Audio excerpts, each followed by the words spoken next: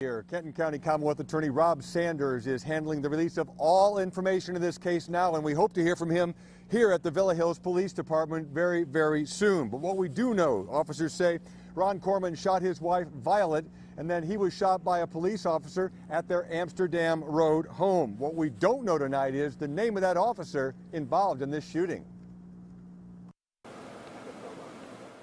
A sea of blue flashing lights flooded the early morning sky along Amsterdam Road in Villa Hills.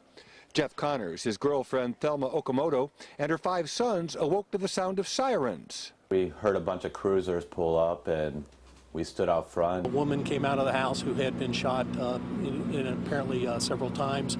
The woman, Violet Corman, was transported to UC Medical Center, but her husband Ron was still inside the house. When other officers arrived, he appeared in the doorway and had a weapon in his hand.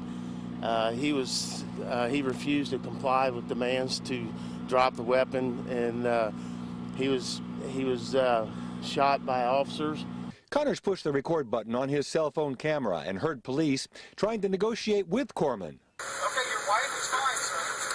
If we're trying to get you to come out of that house, the quicker you can see. One of them kept telling him to drop the gun, and then they just sat there and talked for a while. About 45 minutes later, Connors' camera captured the sound of gunfire. We heard 1 gunshot, and then we heard 5 or 6 gunshots after that. And then one officer said, "I got him."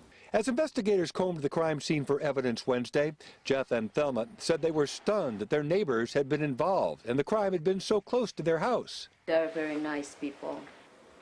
The guy always talk to my kids and play around, joke around them when we play in the backyard.